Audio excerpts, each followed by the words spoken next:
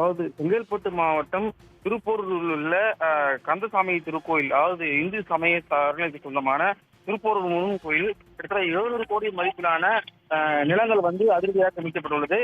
இந்த கோயிலுக்கு சொந்தமான நிலங்கள் தனிநபர் ஒருவர் பல ஆண்டுகளாக ஆக்கிரமித்து வந்ததாக சொல்லிட்டு சென்னை உயர்நீதிமன்றத்தில் கிட்டத்தட்ட 2007ஆம் ஆண்டு வழக்கறிஞர் ஒருவர் இந்த நீதிமன்றத்தில் வழக்கை தாக்கல் செய்தார்.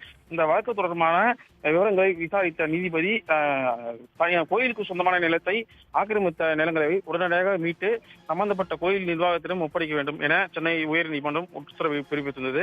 இதன் தொடர்ச்சியாக இன்றைய தினம் காலையில் திருப்போரூர் பகுதியைச் சேர்ந்த வட்டாட்சியர் அவருடைய தலைமையில் திருப்போரூர் காவல்துறை 10க்கும் மேற்பட்ட காவல்துறை முன்னில் கோயிலுக்கு சொந்தமான நிலங்களை அதிரடியாக அதிகாரிகள் மீட்கப்பட்டுள்ளனர்.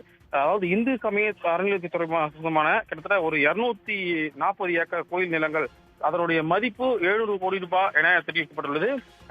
கிட்டத்தட்ட இந்து சமய அறநிலையத்துக்கு சொந்தமான இடங்கள் பல ஆண்டுகளாக தனிநபர் ஒருவர் ஆக்கிரமித்து வந்த நிலையில் இன்றைய தினம் அதிரடியாக 700 கோடி மதிப்பிலான நிலங்கள் மீட்கப்பட்ட சம்பவம் திருப்போரூர் பகுதியில் ஒரு பரபரப்பை ஏற்படுத்தியுள்ளது.